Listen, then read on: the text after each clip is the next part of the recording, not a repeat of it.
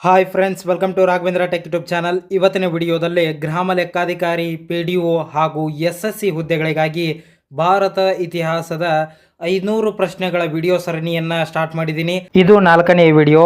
ಈ ವಿಡಿಯೋದಲ್ಲಿ ಟಾಪ್ 50 ಕ್ವಶನ್ಸ್ಗಳು ಅಂದರೆ ಪ್ರಮುಖ 50 ಪ್ರಶ್ನೆಗಳನ್ನು ಇವತ್ತಿನ ವಿಡಿಯೋದಲ್ಲಿ ತಿಳಿಸ್ಕೊಡ್ತಾ ಹೋಗ್ತೇನೆ. ಈ ಪ್ರಶ್ನೆಗಳನ್ನು ಎಲ್ಲಿಂದ ತೆಗೆದುಕೊಂಡಿದ್ದೇವೆ ಅಂದರೆ 6ರಿಂದ 12ನೇ ತರಗತಿಯ ಸರ್ಕಾರಿ ಪುಸ್ತಕಗಳಿಂದ ಈ ಪ್ರಶ್ನೆಗಳನ್ನು ತೆಗೆದುಕೊಂಡಿದ್ದೇವೆ.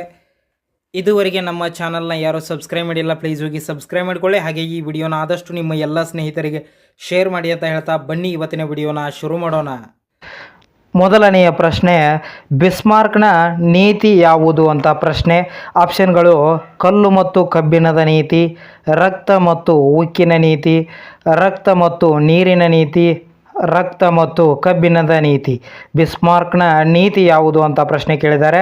ಇದರಲ್ಲಿ ಆಪ್ಷನ್ಗಳಲ್ಲಿ ಸರಿಯಾದ ಉತ್ತರ ಯಾವುದು ಅಂದರೆ ಆಪ್ಷನ್ 4 ರಕ್ತ ಮತ್ತು ಕಬ್ಬಿಣದ ನೀತಿ ಸರಿಯಾದ ಉತ್ತರವಾಗಿರುತ್ತೆ.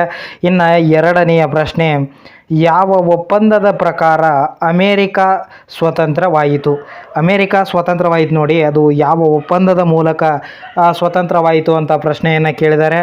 ಆಪ್ಷನ್ಗಳು ಪ್ಯಾರಿಸ್ ಒಪ್ಪಂದ, ಬರ್ಲಿನ್ ಒಪ್ಪಂದ, ರೊಮೇನಿಯಾ ಒಪ್ಪಂದ, ಯಾವುದು ಅಲ್ಲ. ಇದಕ್ಕೆ ಸರಿಯಾದ ಉತ್ತರ ಆಪ್ಷನ್ 1 ಪ್ಯಾರಿಸ್ ಒಪ್ಪಂದದ ಮೂಲಕ ಅಮೇರಿಕಾ ಸ್ವತಂತ್ರವಾಯಿತು. ಮೂರನೆಯ ಪ್ರಶ್ನೆ, ನಿರಂಕುಶವಾದ ಬಾರ್ಬನ್ ವಂಶದವರು ಯಾವ ದೇಶವನ್ನು ಆಳುತ್ತಿದ್ದರು ಅಂತ ಪ್ರಶ್ನೆಯನ್ನು ಕೇಳಬಹುದು. ಇದು ಪ್ರಪಂಚದ ಇತಿಹಾಸಕ್ಕೆ ಸಂಬಂಧಪಟ್ಟಂತಹ ಪ್ರಶ್ನೆಗಳಾಗಿವೆ. ಆಪ್ಷನ್ಗಳು ಇಟಲಿ, ಫ್ರಾನ್ಸು, ಜರ್ಮನಿ, ಅಮೇರಿಕಾ. ಇದಕ್ಕೆ ಸರಿಯಾದ ಉತ್ತರ ಆಪ್ಷನ್ 2 ಫ್ರಾನ್ಸ್ ದೇಶವನ್ನು ನಿರಂಕುಶವಾದ ಬಾರ್ಬನ್ ವಂಶದವರು ಆಳುತ್ತಿದ್ದರು. ಇನ್ನು ನಾಲ್ಕನೆಯ ಪ್ರಶ್ನೆ, ವಾಟರ್ಲೂ ಕದನ ಯಾವಾಗ ನಡೆಯಿತು? ಪ್ರಶ್ನೆ, ವಾಟರ್ಲೂ ಕದನ ಯಾವಾಗ ನಡೆಯಿತು? ಆಪ್ಷನ್ಗಳು 1815 ಜನವರಿಯಲ್ಲಿ, 1816 ಜನವರಿಯಲ್ಲಿ, 1820, 1840. ಇದಕ್ಕೆ ಸರಿಯಾದ ಉತ್ತರ ಆಪ್ಷನ್ 1 1815 ಜನವರಿಯಲ್ಲಿ ವಾಟರ್ಲೂ ಕದನ ನಡೆಯಿತು. ಇನ್ನು ಐದನೆಯ ಪ್ರಶ್ನೆ, ಫ್ರಾನ್ಸ್ನಲ್ಲಿ ಬ್ಯಾಂಕನ್ನು ಸ್ಥಾಪನೆ ಮಾಡಿದವರು ಯಾರು ಅಂತ ಪ್ರಶ್ನೆ. ಫ್ರಾನ್ಸ್ನಲ್ಲಿ ಬ್ಯಾಂಕನ್ನು ಸ್ಥಾಪನೆ ಮಾಡಿದವರು ಯಾರು ಅಂತ ಆಪ್ಷನ್ಗಳು 15ನೇ ಲೂಯಿ, 16ನೇ ಲೂಯಿ, 14ನೇ ಲೂಯಿಸ್, ಹಾಗೆ ನೆಪೋಲಿಯನ್ ಬೋನಾಪಾರ್ಟೆ. ಇದಕ್ಕೆ ಸರಿಯಾದ ಉತ್ತರ ಆಪ್ಷನ್ 4 ನೆಪೋಲಿಯನ್ ಬೋನಾಪಾರ್ಟೆ ಅವರು ಫ್ರಾನ್ಸ್ನಲ್ಲಿ ಬ್ಯಾಂಕನ್ನು ಸ್ಥಾಪನೆ ಮಾಡ್ತಾರೆ. ಇನ್ನು ಆರನೆಯ ಪ್ರಶ್ನೆ, ರಷ್ಯಾ ಕ್ರಾಂತಿ ನಡೆದಿದ್ದು ಯಾವಾಗ ಅಂತ ಪ್ರಶ್ನೆ ಕೇಳಬಹುದು. ಆಪ್ಷನ್ಗಳು 1918ರಲ್ಲಿ, 1915ರಲ್ಲಿ, 1917ರಲ್ಲಿ, 1921ರಲ್ಲಿ. ಇದಕ್ಕೆ ಸರಿಯಾದ ಉತ್ತರ ಆಪ್ಷನ್ 3 1917ರಲ್ಲಿ ರಷ್ಯಾ ಕ್ರಾಂತಿ ನಡೆದಿದೆ. ಇನ್ನು ಏಳನೆಯ ಪ್ರಶ್ನೆ, ದಿ ಮದರ್ ಎಂಬ ಕೃತಿಯನ್ನು ರಚಿಸಿದವರು ಯಾರು ಅಂತ ಪ್ರಶ್ನೆ. ದಿ ಮದರ್ ಎಂಬ ಕೃತಿಯನ್ನು ರಚಿಸಿದವರು ಯಾರು ಅಂತ ಆಪ್ಷನ್ಗಳು Max Gorky, Tolstoy, Lenin, Bismarck. ಇದಕ್ಕೆ ಸರಿಯಾದ ಉತ್ತರ ಆಪ್ಷನ್ 4 ಬಿಸ್ಮಾರ್ಕ್. ದಿ ಮದರ್ ಎಂಬ ಕೃತಿಯನ್ನು ರಚಿಸಿದವರು ಯಾರು ಅಂದರೆ ಅದು ಬಿಸ್ಮಾರ್ಕು. ಇನ್ನು ಎಂಟನೆಯ ಪ್ರಶ್ನೆ, ರಷ್ಯಾದ ಟಾಲ್ಸ್ಟಾಯನ ಪ್ರಸಿದ್ಧ ಕೃತಿ ಯಾವುದು? ರಷ್ಯಾ ದೇಶದ ಟಾಲ್ಸ್ಟಾಯ್ ಅಂತ ಇದನ್ನು ನೋಡಿ, ಅವರ ಪ್ರಸಿದ್ಧ ಕೃತಿ ಯಾವುದು ಅಂತ ಆಪ್ಷನ್ಗಳು the man, war and peace, crime and punishment, ಹಾಗೆ ನಥಿಂಗ್ ಈಸ್ ಪಾಸಿಬಲ್. ಇವುಗಳಲ್ಲಿ ಸರಿಯಾದ ಉತ್ತರ ಯಾವುದು ಅಂದರೆ ಅದು ಆಪ್ಷನ್ 2 ವಾರ್ ಆ್ಯಂಡ್ ಪೀಸ್. ಇದು ರಷ್ಯಾದ ಟಾಲ್ಸ್ಟಾಯ್ ಅವರು ಬರೆದಿದ್ದ ಪ್ರಸಿದ್ಧ ಕೃತಿಯಾಗಿದೆ. ಒಂಬತ್ತನೆಯ ಪ್ರಶ್ನೆ, ಸಮಾಜವಾದದ ಪಿತಾಮಹನೆಂದು ಯಾರನ್ನು ಕರೆಯುತ್ತಾರೆ? ಆಪ್ಷನ್ಗಳು ಕಾರ್ಲ್, ಲೆನಿನ್, ರೆನಿನ್, ಬಿಸ್ಮಾರ್ಕ್. ಇದಕ್ಕೆ ಸರಿಯಾದ ಉತ್ತರ ಆಪ್ಷನ್ 1 ಕಾರ್ಲ್ ಅವರನ್ನು ಸಮಾಜವಾದದ ಪಿತಾಮಹರೆಂದು ಕರೆಯುತ್ತಾರೆ. ಇನ್ನು 10ನೆಯ ಪ್ರಶ್ನೆ, ಕಾರ್ಲ್ ಕಮ್ಯುನಿಸ್ಟ್ ಮ್ಯಾನಿಫೆಸ್ಟೋ ಎಂಬ ಗ್ರಂಥವನ್ನು ಯಾವಾಗ ರಚಿಸಿದನು? ಕಾರ್ಲ್ ಕಮ್ಯುನಿಸ್ಟ್ ಮ್ಯಾನಿಫೆಸ್ಟೋ ಅಂತ ಒಂದು ಗ್ರಂಥವನ್ನು ರಚನೆ ಮಾಡ್ತಾನೆ, ಅದು ಯಾವಾಗ ಅಂತ ಪ್ರಶ್ನೆ. ಆಪ್ಷನ್ಗಳು 1828, 1848, 1847, 1854.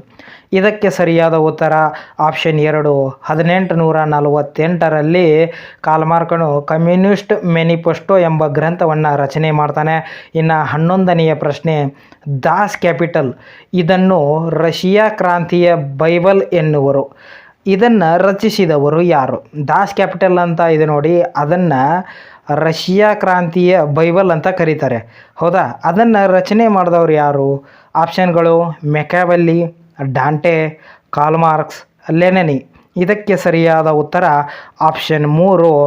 ಕಾರ್ಲ್ ಮಾರ್ಕನು ದಾಸ್ ಕ್ಯಾಪಿಟಲನ್ನು ರಚಿಸಿರುತ್ತಾನೆ. ಇನ್ನು 12ನೆಯ ಪ್ರಶ್ನೆ, ರಷ್ಯಾ ಕ್ರಾಂತಿಯ ಸಂದರ್ಭದಲ್ಲಿ ಉದಯಿಸಿದ ಬೆಲ್ವೋವಿಕ್ ಪಕ್ಷದ ನಾಯಕ ಯಾರಾಗಿದ್ದರು? ಆಪ್ಷನ್ಗಳು ಲೆನಿನ್, ಅಲೆಕ್ಸಾಂಡರ್ ಕರೆನೆನ್ಸ್ಕಿ, ಲೆನಿನ್ ಯಾರು ಅಲ್ಲ. ಇದಕ್ಕೆ ಸರಿಯಾದ ಉತ್ತರ ಯಾವುದು ಅಂದರೆ ಅದು ಆಪ್ಷನ್ 1 ಲೆನಿನ್. ರಷ್ಯಾ ಕ್ರಾಂತಿಯ ಸಂದರ್ಭದಲ್ಲಿ ಉದಯಿಸಿದ ಬೆಲೆವಿಕ್ ಪಕ್ಷದ ನಾಯಕ ಯಾರು ಅಂದರೆ ಅದು ಲೆನಿನ್. ಇನ್ನು 13ನೆಯ ಪ್ರಶ್ನೆ, ರಷ್ಯಾದ ಮೆನ್ಸ್ವಿಕ್ ಪಕ್ಷದ ನಾಯಕ ಯಾರಾಗಿದ್ದರು ಅಂತ ಆಪ್ಷನ್ಗಳು ಲೆನಿನ್, ರೆನಿನ್, ಬಿಸ್ಮಾರ್ಕ್, ಅಲೆಕ್ಸಾಂಡರ್ ಕರೆನೆನ್ಸ್ಕಿ. ಇದಕ್ಕೆ ಸರಿಯಾದ ಉತ್ತರ ಆಪ್ಷನ್ 4 ಅಲೆಕ್ಸಾಂಡರ್ ಕರೆನೆನ್ಸ್ಕಿ ಅನ್ನೋರು ರಷ್ಯಾದ ಮೆನ್ಸ್ವಿಕ್ ಪಕ್ಷದ ನಾಯಕರಾಗಿದ್ದರು. 14ನೆಯ ಪ್ರಶ್ನೆ, ರಾಷ್ಟ್ರಸಂಘ ಲೀಗ್ ಆಫ್ ನೇಷನ್ಸ್ ಯಾವಾಗ ಸ್ಥಾಪನೆಯಾಯಿತು ಅಂತ ಪ್ರಶ್ನೆ. ಆಪ್ಷನ್ಗಳು 1918 ಜನವರಿ 1, 1920, 1921, 1923. ಇದಕ್ಕೆ ಸರಿಯಾದ ಉತ್ತರ ಆಪ್ಷನ್ 2 1920 ಜನವರಿ 1ರಂದು ಲೀಗ್ ಆಫ್ ನೇಷನ್ಸ್ ಅಂದರೆ ರಾಷ್ಟ್ರಸಂಘ ಸ್ಥಾಪನೆ ಆಗುತ್ತೆ. ಇನ್ನು 15ನೆಯ ಪ್ರಶ್ನೆ, ಮೊದಲನೇ ಜಾಗತಿಕ ಯುದ್ಧ ಯಾವಾಗ ನಡೆಯಿತು ಅಂದರೆ ಮೊದಲನೇ ವರ್ಲ್ಡ್ ವಾರ್ ಯಾವಾಗ ನಡೆಯಿತು ಅಂತ ಪ್ರಶ್ನೆ. ಆಪ್ಷನ್ಗಳು 1914ರಿಂದ 17ರವರೆಗೆ, 1914ರಿಂದ 19ರವರೆಗೆ, 1914ರಿಂದ 18ರವರೆಗೆ, 1914ರಿಂದ 1920ರವರೆಗೆ. ಇದಕ್ಕೆ ಸರಿಯಾದ ಉತ್ತರ ಆಪ್ಷನ್ 3 1914ರಿಂದ 1918ರವರೆಗೆ ಮೊದಲನೆಯ ಜಾಗತಿಕ ಯುದ್ಧ ನಡೆಯಿತು. ಇನ್ನು 16ನೆಯ ಪ್ರಶ್ನೆ, ಮೊದಲನೆಯ ಜಾಗತಿಕ ಯುದ್ಧದ ಪ್ರಕಾರ ಶಿಕ್ಷೆಗೆ ಗುರಿಯಾದ ದೇಶ ಯಾವುದು? ಆಪ್ಷನ್ಗಳು ಇಟಲಿ, ಫ್ರಾನ್ಸು, ರಷ್ಯಾ, ಜರ್ಮನಿ. ಇದಕ್ಕೆ ಸರಿಯಾದ ಉತ್ತರ ಆಪ್ಷನ್ 4 ಜರ್ಮನಿ ದೇಶವು ಮೊದಲನೆಯ ಜಾಗತಿಕ ಯುದ್ಧದ ಪ್ರಕಾರ ಶಿಕ್ಷೆಗೆ ಗುರಿಯಾದ ದೇಶವಾಗಿದೆ. ಇನ್ನು 17ನೆಯ ಪ್ರಶ್ನೆ, ಫ್ಯಾಸಿಸ್ಟ್ ಪಕ್ಷವನ್ನು ಸ್ಥಾಪಿಸಿದವರು ಯಾರು ಅಂತ ಪ್ರಶ್ನೆ. ಆಪ್ಷನ್ಗಳು ಬೆನಿಟೋ ಮುಸೋಲಿನಿ, ಲೆನಿನೋ, ಹಿಟ್ಲರು ಯಾರು ಅಲ್ಲ. ಇದಕ್ಕೆ ಸರಿಯಾದ ಉತ್ತರ ಆಪ್ಷನ್ 1 ಬೆನಿಟೋ ಮುಸೋಲಿನಿ. ಫ್ಯಾಸಿಸ್ಟೋ ಪಕ್ಷವನ್ನು ಸ್ಥಾಪಿಸಿದವರು ಯಾರು ಅಂದರೆ ಅದು ಬೆನಿಟೋ ಮುಸೋಲಿನಿ ಸರಿಯಾದ ಉತ್ತರವಾಗಿರುತ್ತೆ. ಇನ್ನು 18ನೆಯ ಪ್ರಶ್ನೆ, ನಾಜಿ ಪಕ್ಷವನ್ನು ಸ್ಥಾಪಿಸಿದವರು ಯಾರು? ನಾಜಿ ಪಕ್ಷವನ್ನು ಸ್ಥಾಪಿಸಿದವರು ಯಾರು ಅಂತ ಪ್ರಶ್ನೆ. ಆಪ್ಷನ್ಗಳು Renin, Lenin, Adolf Hitler, Bismarck. ಇದಕ್ಕೆ ಸರಿಯಾದ ಉತ್ತರ ಆಪ್ಷನ್ 3 ಅಡಾಲ್ಫ್ ಹಿಟ್ಲರ್ ಅನ್ನೋನು ನಾಜಿ ಪಕ್ಷವನ್ನು ಸ್ಥಾಪನೆ ಮಾಡಿರ್ತಾನೆ. ಅದೇ ಥರ 19ನೆಯ ಪ್ರಶ್ನೆ, ಮೈನ್ ಕ್ಯಾಂಪ್ ನನ್ನ ಹೋರಾಟ ಇದು ಯಾವ ಸರ್ವಾಧಿಕಾರಿಯ ಆತ್ಮಚರಿತ್ರೆಯಾಗಿದೆ ಅಂತ ಪ್ರಶ್ನೆ ಹಿಂಗೆ ಕೇಳಿದ್ದಾರೆ. ಆಪ್ಷನ್ಗಳು ಬೆನಿಟೋ ಮುಸೋಲಿನಿ, ಸ್ಟಾಲಿನ್ನು, ಲೆನಿನ್ ಹಾಗೆ ಅಡಾಲ್ಫ್ ಹಿಟ್ಲರ್. ಇದಕ್ಕೆ ಸರಿಯಾದ ಉತ್ತರ ಆಪ್ಷನ್ 4 ಅಡಾಲ್ಫ್ ಹಿಟ್ಲರ್ನ. 20ನೆಯ ಪ್ರಶ್ನೆ, ಈಜಿಪ್ಟ್ ಪಿರಾಮಿಡ್ ಯಾವ ಅವಧಿಯಲ್ಲಿ ನಿರ್ಮಾಣಿಸಲಾಯಿತು ಅಂದರೆ ನಿರ್ಮಾಣ ಮಾಡಲಾಯಿತು ಅಂತ ಪ್ರಶ್ನೆ. ಈಗ ಈಜಿಪ್ಟ್ ಪಿರಾಮಿಡ್ಗಳಿದ್ದಾವೆ ನೋಡಿ, ಅದನ್ನು ಯಾವ ಅವಧಿಯಲ್ಲಿ ನಿರ್ಮಾಣ ಮಾಡಲಾಯಿತು ಅಂತ ಪ್ರಶ್ನೆ. ಆಪ್ಷನ್ಗಳು ಕ್ರಿಸ್ತಪೂರ್ವ 2600, ಕ್ರಿಸ್ತಪೂರ್ವ 2500, ಕ್ರಿಸ್ತಪೂರ್ವ 3600, ಕ್ರಿಸ್ತಪೂರ್ವ 3000. ಇದಕ್ಕೆ ಸರಿಯಾದ ಉತ್ತರ ಯಾವುದು ಅಂದರೆ ಅದು ಆಪ್ಷನ್ 1 ಕ್ರಿಸ್ತಪೂರ್ವ 2600ರಲ್ಲಿ ಈಜಿಪ್ಟ್ನ ಪಿರಾಮಿಡ್ಗಳನ್ನು ನಿರ್ಮಿಸಲಾಗಿದೆ. ಇನ್ನು 21ನೆಯ ಪ್ರಶ್ನೆ, ಚೀನಾದ ಮಹಾಗೋಡೆಯನ್ನು ನಿರ್ಮಿಸಿದ್ದು ಯಾವಾಗ? ಪಿರಮಿಡ್ಗಳನ್ನು ನಿರ್ಮಿಸಿದ್ದು ನೋಡಿದ್ರಿ, ಈಗ ಚೀನಾದ ಮಹಾಗೋಡೆಯನ್ನು ಯಾವಾಗ ನಿರ್ಮಿಸಿದರು ಅಂತ ಕ್ವಶನ್ನು. ಆಪ್ಷನ್ಗಳು ಕ್ರಿಸ್ತಪೂರ್ವ 214, ಕ್ರಿಸ್ತಪೂರ್ವ 216, 224, 204. ಇದಕ್ಕೆ ಸರಿಯಾದ ಉತ್ತರ ಆಪ್ಷನ್ 1 214.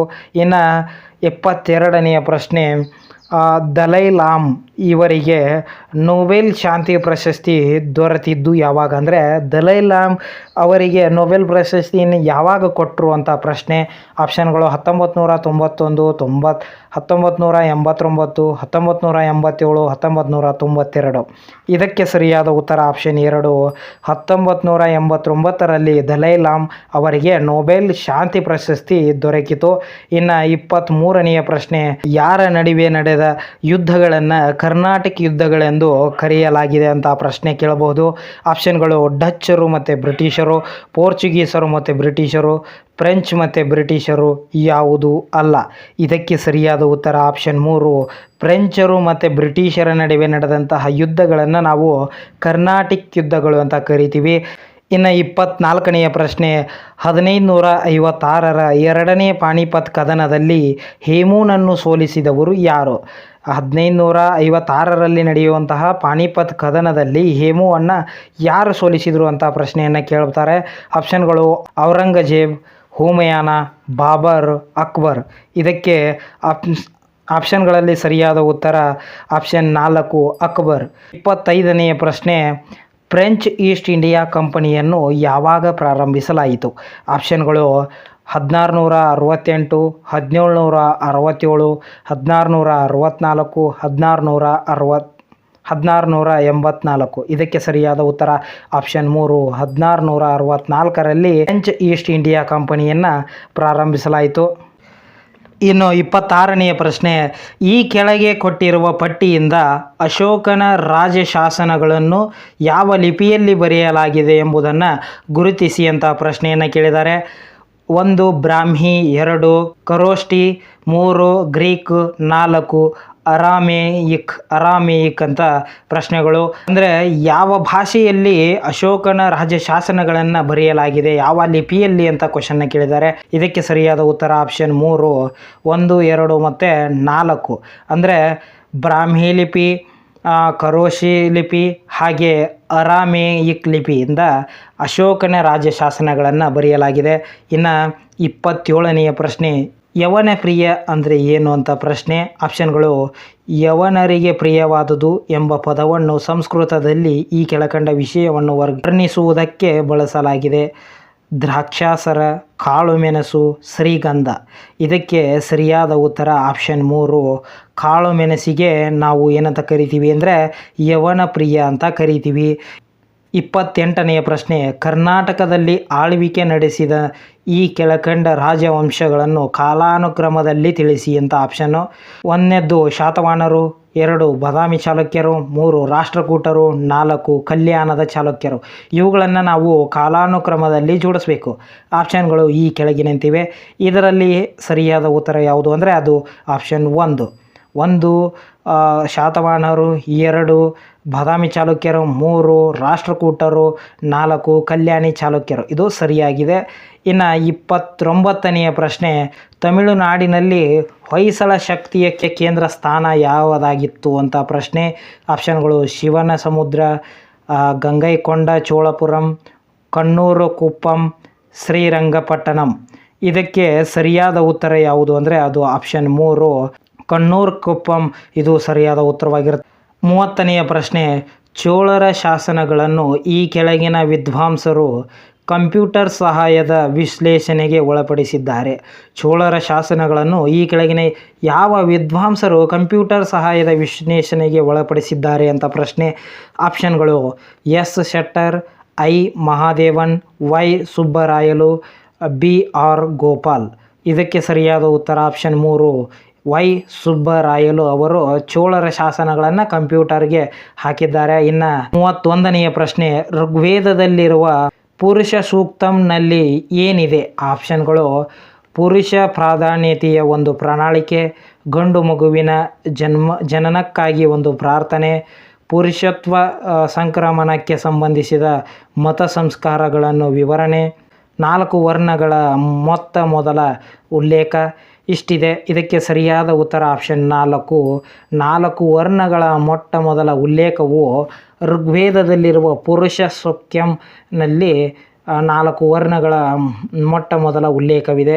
33ನೆಯ ಪ್ರಶ್ನೆ, ಉತ್ತರ ಭಾರತದ ಮೇಲೆ ಗೋರಿ ಸಾಧಿಸಿದ ವಿಜಯವು ಅತ್ಯಂತ ಸುಲಭವಾದ ವಿಜಯವಾಗಿತ್ತು ಎಂದು ಹೇಳಿದ ಇತಿಹಾಸ ತಜ್ಞರು ಯಾರು? ಅಂದರೆ ಉತ್ತರ ಭಾರತದ ಮೇಲೆ ಗೋರಿ ದಾಳಿ ಮಾಡ್ತಾನೆ, ಅಲ್ಲಿ ವಿಜಯವನ್ನು ಸಾಧನೆ ಮಾಡ್ತಾನೆ, ಅದು ಅತ್ಯಂತ ಸುಲಭದ ವಿಜಯವಾಗಿತ್ತು ಅಂತ ಹೇಳಿದ ಇತಿಹಾಸ ತಜ್ಞರು ಯಾರು ಅಂತ ಪ್ರಶ್ನೆ.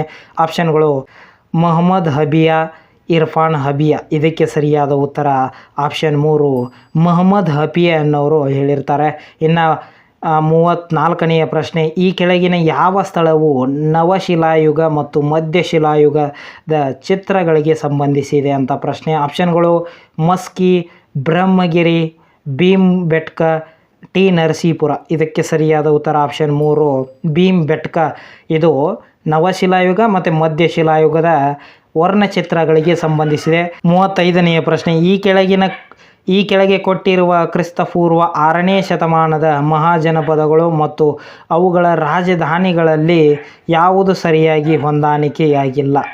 ಆಪ್ಷನ್ಗಳು ಕಾಶಿ ಮತ್ತು ವಾರಣಾಸಿ, ಮಗಧ ಮತ್ತು ರಾಜಗೃಹ, ಅಂಗ ಮತ್ತು ಪಂಚ, ಅವಂತಿ ಮತ್ತು ವೈಶಾಲಿ. ಇದಕ್ಕೆ ಸರಿಯಾದ ಉತ್ತರ ಆಪ್ಷನ್ 4 ಅವಂತಿ ಮತ್ತು ವೈಶಾಲಿ. ಇನ್ನು 36ನೆಯ ಪ್ರಶ್ನೆ, ಪ್ರಾಚೀನ ಭಾರತದ ಯಾವ ಅರಸನು ಗ್ರೀಕರಿಗೆ ಅಮಿತ್ರೋಕೇಟ್ಸ್ ಎಂಬ ಹೆಸರಿನಿಂದ ಪರಿಚಿತನಾಗಿದ್ದನು? ಆಪ್ಷನ್ಗಳು ಅಶೋಕ, ಬಿಂದುಸಾರ, ಸಿ ಅಜಾತಶತ್ರು, ಚಂದ್ರಗುಪ್ತ ಮೌರ್ಯ. ಇದಕ್ಕೆ ಸರಿಯಾದ ಉತ್ತರ ಆಪ್ಷನ್ 2 ಬಿಂದುಸಾರನು ಗ್ರೀಕರಿಗೆ ಅಮಿತ್ರೋಕೇಟ್ಸ್ ಎಂಬ ಹೆಸರಿನಿಂದ ಪರಿಚಿತನಾಗಿದ್ದನು. ಇನ್ನು 37ನೆಯ ಪ್ರಶ್ನೆ, ಸುಲ್ತಾನರ ಆಧಿಪತ್ಯದ ಕಾಲದಲ್ಲಿದ್ದ ಗುಲಾಮಿ ಪದ್ಧತಿಗೆ ಸಂಬಂಧಿಸಿದ ಈ ಕೆಳಗಿನ ಯಾವ ವಿವರಣೆ ತಪ್ಪಾಗಿದೆ ಎಂಬುದನ್ನು ಆಯ್ಕೆ ಮಾಡಿ ಅಂತ ಕೇಳಿದ್ದಾರೆ. ಯಾವ ವಿವರಣೆ ತಪ್ಪಾಗಿದೆ ಅಂತ ಕೇಳಿದ್ದಾರೆ, ಕರೆಕ್ಟ್ ಅಲ್ಲ. ಆಪ್ಷನ್ಗಳು ಫಿರೋಜ್ ತುಘಲಕನಿಗೆ 1,18,000 ಗುಲಾಮರಿದ್ದರು ಎಂದು ಹೇಳಲಾಗುತ್ತದೆ.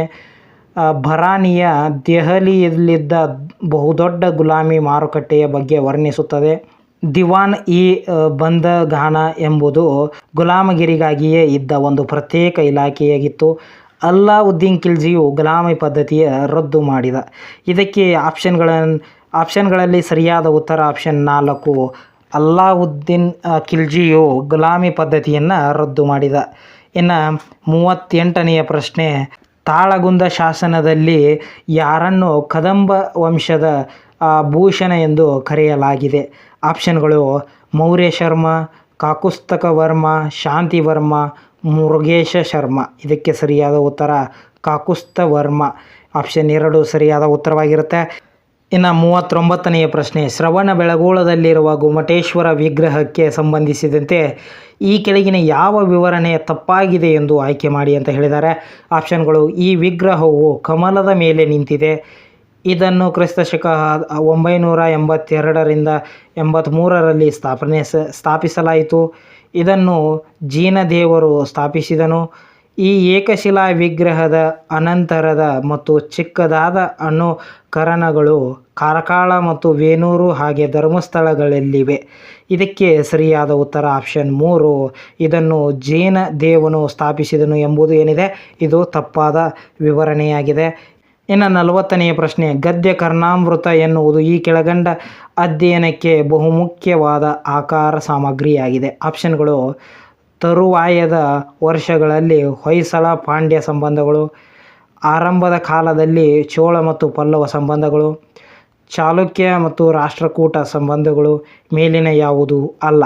ಇದಕ್ಕೆ ಸರಿಯಾದ ಉತ್ತರ ಆಪ್ಷನ್ 1 ತರುವಾಯದ ವರ್ಷಗಳಲ್ಲಿ ಹೊಯ್ಸಳ ಮತ್ತು ಪಾಂಡ್ಯರ ಸಂಬಂಧಗಳ ಸಾಮಗ್ರಿಗಳಾಗಿವೆ. 41ನೆಯ ಪ್ರಶ್ನೆ, ಸುಲ್ತಾನ್ ರಜಿಯಾ ಯಾವ ವಂಶಕ್ಕೆ ಸೇರಿದವಳು? ಆಪ್ಷನ್ಗಳು ತುಘಲಕ್, ಗುಲಾಮಿ, ಖಿಲ್ಜಿ, ಲೋಧಿ. ಇದಕ್ಕೆ ಸರಿಯಾದ ಉತ್ತರ ಗುಲಾಮಿ ವಂಶಕ್ಕೆ ರಜಿಯಾ ಸುಲ್ತಾನ್ ಸೇರಿದವಳಾಗಿರ್ತಾಳೆ. ಇನ್ನು 42ನೆಯ ಪ್ರಶ್ನೆ, ಜಹಾಂಗೀರನ ಆಸ್ಥಾನಕ್ಕೆ ಭೇಟಿ ನೀಡಿದ ಬ್ರಿಟಿಷ್ ಮನೆತನದ ರಾಯಭಾರಿ ಯಾರು ಅಂತ? ಆಪ್ಷನ್ಗಳು Thomas Munro, Benjamin Rice, Thomas Roe, ಮೇಲಿನ ಯಾರು ಅಲ್ಲ? ಇದಕ್ಕೆ ಸರಿಯಾದ ಉತ್ತರ ಆಪ್ಷನ್ 3 ಥಾಮಸ್ ರೋ ಎಂಬುವನು ಜಹಾಂಗೀರನ ಆಸ್ಥಾನಕ್ಕೆ ಭೇಟಿ ನೀಡಿದ ಬ್ರಿಟಿಷ್ ಮನೆತನದ ರಾಯಭಾರಿ. 44ನೆಯ ಪ್ರಶ್ನೆ, ಈ ಕೆಳಗಿನ ಯಾವ AICC ಅಧಿವೇಶನದಲ್ಲಿ ಜವಾಹರ್ಲಾಲ್ ನೆಹರು ಅವರ ಭಾರತೀಯ ರಾಷ್ಟ್ರೀಯ ಕಾಂಗ್ರೆಸ್ಗೆ ಮೋತಿಲಾಲ್ ನೆಹರು ಅವರ ತರುವಾಯದ ಅಧ್ಯಕ್ಷರಾಗಿ ಆಯ್ಕೆಯಾದರು? ಆಪ್ಷನ್ಗಳು ಲಾಹೋರು, ಅಮೃತ್ಸರ್, ಪಾಟಿಯಾಲ, ಡಿ ತ್ರಿಪುರ. ಇದಕ್ಕೆ ಸರಿಯಾದ ಉತ್ತರ ಆಪ್ಷನ್ 1 ಲಾಹೋರಕ್ಕೆ ಕಾಂಗ್ರೆಸ್ಸಿನ ಅಧ್ಯಕ್ಷರಾಗಿದ್ದರು.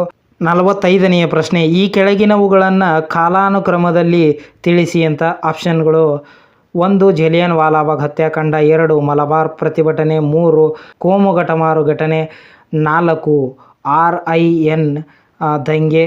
ಇದರ ಸರಿಯಾದ ಅನುಕ್ರಮ ಯಾವುದು ಅಂತ ಕೇಳಿದ್ದಾರೆ. ಆಪ್ಷನ್ಗಳಲ್ಲಿ ಸರಿಯಾದ ಉತ್ತರ ಯಾವುದು ಅಂದರೆ ಅದು ಆಪ್ಷನ್ 1. ಒಂದನೇದು ಏನು ಬರುತ್ತೆ?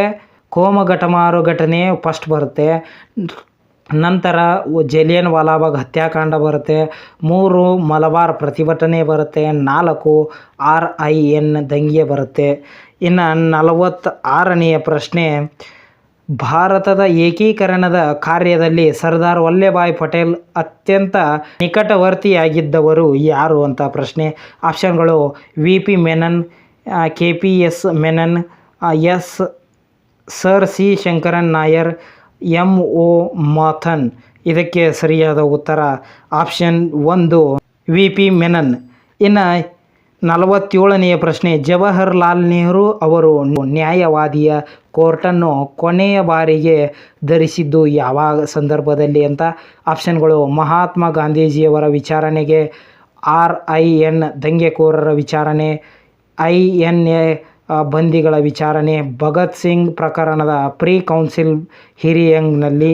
ಇದಕ್ಕೆ ಸರಿಯಾದ ಉತ್ತರ option 3 INA ಬಂದಿಗಳ ವಿಚಾರಣೆಯಲ್ಲಿ.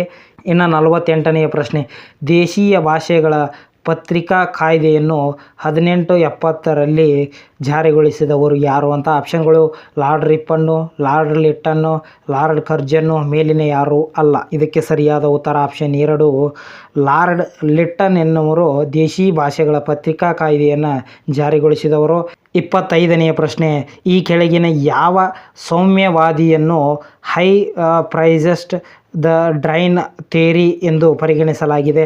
ಆಪ್ಷನ್ಗಳು Deen Shah ವಚ್ಚಾ, RP Dutt ಹಾಗೆ ದಾದಾಬಾಯಿ ನವರೋಜಿ. ಇದಕ್ಕೆ ಸರಿಯಾದ ಉತ್ತರ ಆಪ್ಷನ್ 4 ದಾದಾಬಾಯಿ ನವರೋಜಿಯವರನ್ನು.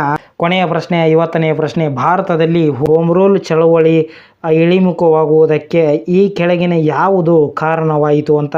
ಆಪ್ಷನ್ಗಳು ಮ್ಯಾಂಟೆಗೋ ಚೆಲ್ಸ್ ಫರ್ಡ್ ಸುಧಾರಣೆಗಳು, ಯೋಜನೆಗಳನ್ನು ಪ್ರಕಟಿಸಿದ್ದು, ಅನಿ ಬೆಸೆಂಟ್ ಅವರ ಬಂಧನ, ಲೀಗ್ನ ಸದಸ್ಯರಾಗಿ ಸೌಮ್ಯವಾದಿಯನ್ನು ನೋಂದಾಯಿಸಿಕೊಂಡಿದ್ದು, ಲೋಕಮಾನ್ಯ ತಿಲಕರಿಂದ ಹೋಮ್ ರೂಲ್ ಚಳುವಳಿಯ ಸ್ಥಾಪನೆ. ಇದಕ್ಕೆ ಸರಿಯಾದ ಉತ್ತರ ಆಪ್ಷನ್ 1 ಮ್ಯಾಂಟೆಗೋ ಚೆಲ್ಸ್ ಫರ್ಡ್ ಸುಧಾರಣೆಗಳ ಯೋಜನೆಗಳನ್ನು ಪ್ರಕಟಿಸಿದ್ದು ಭಾರತದಲ್ಲಿ ಹೋಮ್ ರೂಲ್ ಚಳುವಳಿಯ ಇಳಿಮುಖವಾಗುವುದಕ್ಕೆ ಕಾರಣವಾಯಿತು. ಈ 50 ಪ್ರಶ್ನೆಗಳಲ್ಲಿ ನೀವು ಎಷ್ಟು ಪ್ರಶ್ನೆಗಳಿಗೆ ಸರಿಯಾಗಿ ಆನ್ಸರ್ ಮಾಡಿದಿರಿ ಅಂತ ನನಗೆ ಕಮೆಂಟ್ ಮಾಡಿ. ನೆಕ್ಸ್ಟ್ ವಿಡಿಯೋದಲ್ಲಿ ಮತ್ತೆ 50 ವೆರಿ ಇಂಪಾರ್ಟೆಂಟ್ ಪ್ರಶ್ನೆಗಳನ್ನು ತೆಗೆದುಕೊಂಡು ಬರ್ತೇನೆ. ಧನ್ಯವಾದಗಳು.